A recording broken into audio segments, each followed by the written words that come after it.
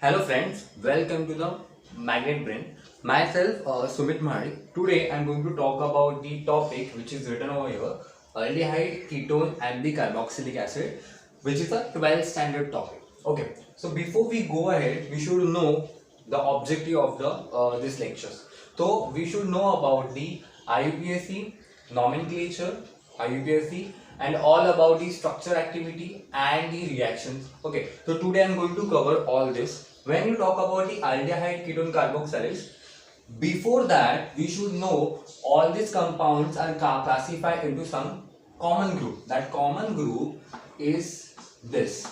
This is called carbonyl compound. So if a carbon having a double bonded with the oxygen, if the carbon having the double bond with the oxygen, this compound is known as a carbonyl compound. Okay, when you talk about the aldehyde, let's study about the aldehyde structure. The abbreviation is ALD over here. Okay, so when you talk about the aldehyde, this function group has to be common over here. So when I talk about H, if there is a hydrogen attached to the carbonyl group and suppose R is an alkyl group attached, this will be considered as aldehydic group. This will be considered as a aldehydic group. Instead of R, there can be H also. So basic structure of aldehyde can be formed. Okay, let's take here example. R is attached. R nothing but what is your alkyl group. Okay, that we have to understand. Let's move further. When you talk about the ketone, okay, when you talk about the ketone, then what comes in your mind? See, carbonyl group has to be common over there.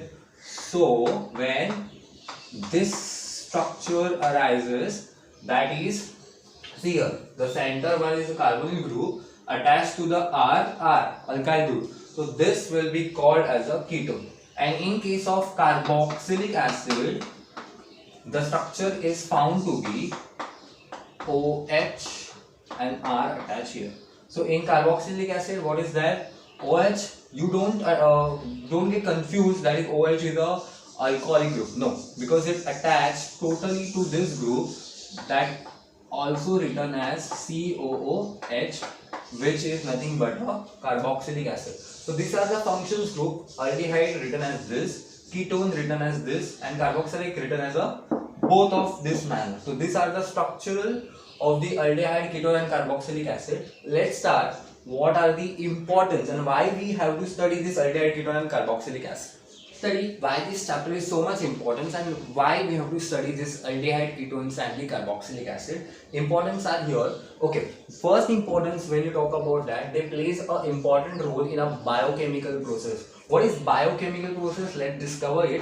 When you talk about the bio, it's related to biology, that's nothing but life, and chemical. So they are combination of the biology and a chemistry related important thing in the process kind of thing. So they play an important role in the plant as well as animal in a biochemical process. That is the importance one. They act as a fragrance and the flavor. See, the aldehydes and ketone mostly known in the market for giving a proper fragrance and the flavor. Let's study what kind of fragrance they will provide. The most common example of the ice cream in the vanilla ice cream, correct? So that vanilla flavor is derived from the vanillin, that is vanilla beans actually. So they contain this structure. In this case, you can see over here, aldehyde can be written as a C double bond H or in a short manner CHO. Okay, so you have to understand that is aldehyde structure is about. So mostly aldehydes are what? Fragrance. Okay, fragrance giving or flavor giving. Second one is a salicylic aldehyde. You can see the structure. What is the importance? They are used in the food and the pharmaceutical importance. They give the flavor to the food as well as in pharmaceutical industry means what? Are industry related to the medicine. Okay, this salicylic acid structure is very important and it is used in a drugs. Okay, it is used in a medicine, that is why it is very important. In a pharmaceutical industry, it plays an important role. Okay, now when you move ahead, you can find over there is a importance in a food as well. So that is example written over here. Cinnamaldehyde. What is the common name? Cinnamaldehyde. You can find a double bond here and the aldehyde group is attached. We will see further what is IUPAC, but let's now study, the common name is called cinnamaldehyde, which is derived from the cinnamon. Okay, we have know that cinnamon has a very strong flavor, so that is used in the food for giving a flavor. Okay, the last but very major uses, it is used as a solvent. What is solvent? Anything we can mix it, okay, or act as a vehicle to transport something. So here, in a case of adhesive, paints and the plaster, the ketone family, that is more important. In case of, as compared to the aldehyde, mostly solvent are used as a ketone. Okay, so in case of which ketone is used over here is acetone. You must aware about that, this acetone molecule as a nail paint remover. But apart from that, they have many uses in a adhesive paints and the plastic making process. So acetone, how can you draw the structure of acetone? The structure of acetone is like this, which is very important. So this is the importance of this chapter. Let's study the IUPAC system. Now let's focus on the nomenclature system. The first nomenclature system is a common name. The further will be the IUPAC, which is a very systematic one. But in case of aldehyde ketones and the carboxylic acid, the majority the names are followed by the common name. So we should aware about this very well. So let's start or begin with the aldehydes. Okay. The in case of aldehydes or ketones, the name given to the common name, as in they give the reference from the carboxylic acid. Okay, so let's study this. This is the first thing that you have to understand, that this is your carbonyl group which is attached to the hydrogen. That is why this is aldehyde. That's the correct. Okay. In IUPAC we concern about the number of carbons, but here directly the common name is given as the acetaldehyde. So what you have observed here, at the end aldehyde word should be there. Acetal. Why the name is there acetal? Because see, when I am drawing the structure CH3COOH, it is written as acetic acid. What is that? Acetic acid. As in your book suggests that, or very precisely tell you that under the name, the acid, the name of aldehyde derived from the reference of the acid. So you can see acetal, here acetic. So when you remove this group, or when you remove this group and put this group, it will become this structure. Correct? So they are derived from the acid. That's why the acetic, this structure CH3 will go in little manner. We will found that this structure is called as a aceto. This structure is called as aceto. When it attached to the acid, it's called acetic acid. But whenever it is attached to the aldehyde group, it is called as the acetaldehyde. That we have to understand. Okay, so we have to consider here this point only. Now, as we move further, you can find a benzene ring attached to the aldehyde group. So this group is called benzaldehyde. Okay, students, tell me, if suppose there is a carboxylic acid attached, so what will be named? Benzoic acid. So you can understand or correlated now right now very well. Correct? So let's move to the next structure. Here the critical point is come over here. Okay, I am removing this so you can see a very well here. I am writing here benzaldehyde, that we just understand. Now let's move here. See, in IUPAC I am comparing both so you can understand very well. In IUPAC we gave as a name as a like one carbon, second carbon, third carbon. But in a common name they put the abbreviation as the alpha, beta and further is a gamma. Why alpha? Because see, function group, that is what function group is aldehyde. The carbon attached next to the function group is called as a alpha carbon. And if further, if the hydrogen is called alpha hydrogen. So what is the first point we have to understand? We don't have to count the first, function group here. We have to find out the carbon attached to the next to the function group, that is the alpha carbon, then comes beta and then gamma. So you have to alpha, beta. You can see there is an attachment over here. Correct? So what will be the name? Beta, bromo. How many carbons are there? One. Now we have to understand that we have to count the carbon. 1, 2, 3, 4. For the attachment, the abbreviation is alpha, beta and gamma is given. But for the counting carbon, it will be the same. Bromo, butyl, aldehyde. So this is a common name for this. Correct? So you have to understand that what is a common name for the aldehyde. I have taken the examples. Okay, so you can understand very well. So let's move for the ketone. Now let's move on to the second topic, that is about the ketone. See, you are seeing this structure in an introductory. So this structure is called acetone. Have you noticed something? The end word, that is the end is with the O-N-E. That is nothing but the representation of the ketone that we have to understand very well. Okay. Acetone. Let's study this. CH3C double bond. This group is called as the acetone. Okay. So according to the acetic acid, we have seen, according to ketone, it will be the acetone, because this structure comes into the, okay, very important one. So it's called acetone. Let's move to the next one. See, this is again the acetone group, which is attached to what? A benzene ring. So it will be considered as a acetophenone. It will be considered as acetophenone. Aceto represent this group, phenone, this attachment is there, that's why it's called phenone. Phenyl group is there, so it's called phenone, represent the ketone. This is a common name. The last one is called as a benzophenone. It's called as a benzophenone. Okay, it's called as a benzophenone. So we have to understand this structure. We have to consider this structure in very well. That's called benzophenone. Okay, so these are the common name of the ketone. Let's move. Very interesting topic, that is the IUPAC. Okay, that is mostly accepted worldwide. So let's study about the IUPAC of the ketone aldehyde. Okay, I am covering right now as a aldehyde and ketone. Okay, then I move to the reaction of the aldehyde ketone, and the last part I will be covered as a carboxylic acid, because it will be easy to understand that if you go to this flow, aldehyde, ketone, and then last one is the carboxylic acid.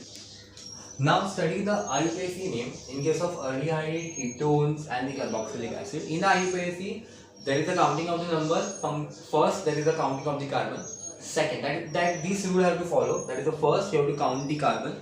Second, you have to add suffix or the prefix. And I have written over there. Okay, so these two rules has to be followed. So let's start with the aldehyde. See, if the aldehyde in a IUPAC ends with the suffix will be added as a null, NaL. So let's consider the first aldehyde.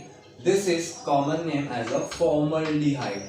Okay, this is a common name because aldehyde comes at the end. Okay, now formaldehyde in a IUPAC written as. Let's consider the first rule. Count the carbon. How many carbon? Here is the one carbon.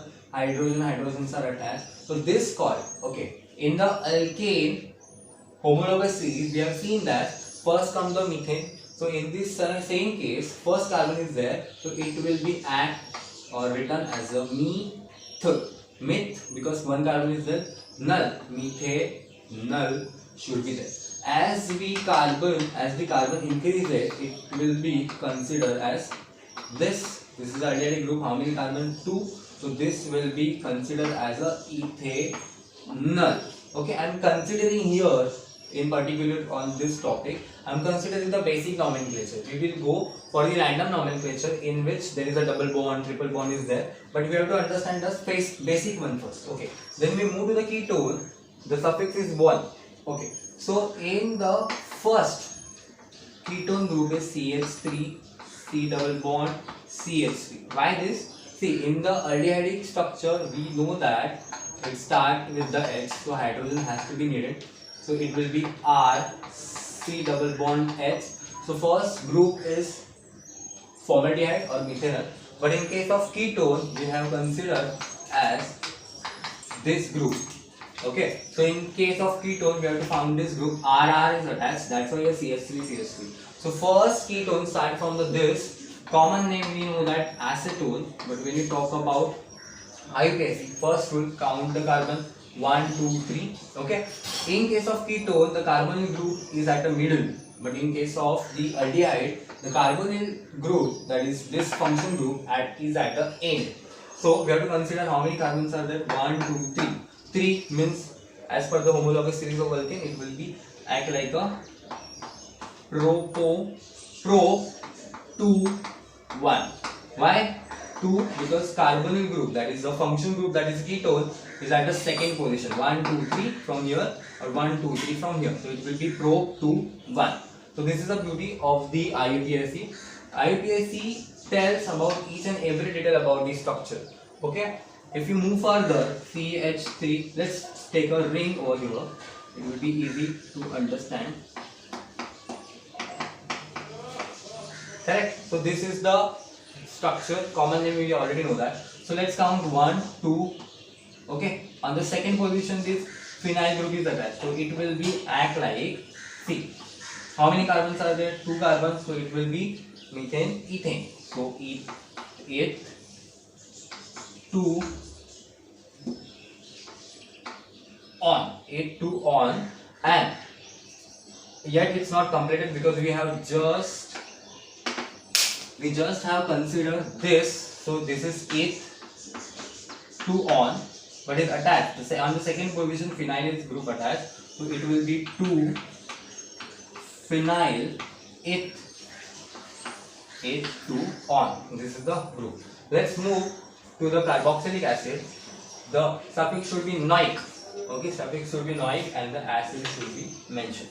So first group, let's start with the H, C double bond OH. Okay, one carbon is there. So this is actually by IUPAC, it's called methanoic acid. It's called methanoic acid. So here last end is a noic acid. The only one carbon is there.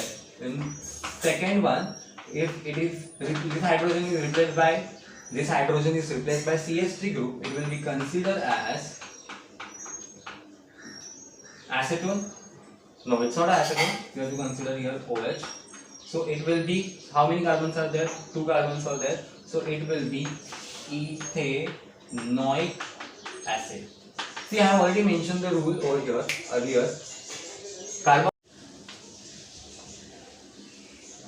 Now let's study the preparation method. The first column is the aldehyde. We are going to see aldehyde preparation method. Okay.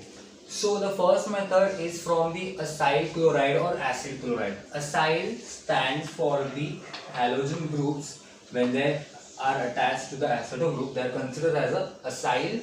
Okay, here this chloride is attached. This is called acyl group or acid chloride. So what happened in this reaction? In this reaction, the acid chloride is hydrogenated. Hydrogenated means provide the hydrogen over a catalyst. We are given, or this reaction is undergo with the help of the catalyst. What is catalyst? Which speed up the reaction. Okay. And what is that catalyst name as palladium along with the barium sulfate. So this is a reaction in which acid chloride are getting hydrogenated, or we can simply say are going to reduced. So this process is called reduction. Correct. So on the catalyst such as the PDBSO4, that is PD for palladium, barium sulfate should be there. So in this case, benzyl chloride, see, this is acyl chloride ka name is written here, benzyl chloride. When it's treated with a hydrogen along with this PDBSO4, it will be, see, this chlorine group is get removed, and instead of that hydrogen is come into this place, so it will become aldehyde group. Okay, and along with byproduct is the HCl1. Okay, have you seen something here? Something very interesting is that hydrogen is there, so doubt comes, why this reaction? Whenever this process is catalyst to the palladium barium sulfate, we know that this is a reduction process. This is very important process and it's called Rosenmund reduction process. It's called Rosenmund reduction because this scientist has mentioned or invent this reaction, and this is very important and have a large application in the chemistry.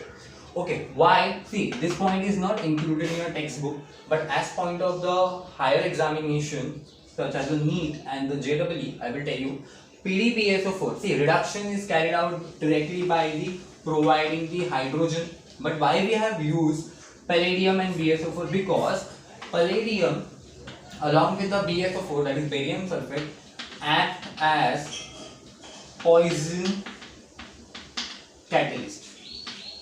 Why it acts as a poison catalyst? Catalyst means speed up the reaction. Poison catalyst because hydrogen further can incorporate with this carbonyl group, and we don't want any disturbance in this group So we have to stop our reaction to form till the addition of this hydrogen to form chlorine to get replaced with the hydrogen. We want this mechanism to be occur. So this mechanism can be takes place or taken care by the PD, that is palladium, which acts as a poison catalyst over here. So which concern or which tell us that the reaction will be carried out till this only. So it will be taken care of the poison catalyst, that is palladium. So this is very important role of this poison catalyst, that is palladium, and this reaction is called Rosenmuld reduction, which is very important, and application is, you can see in further. Conversion is very important from the benzyl chloride or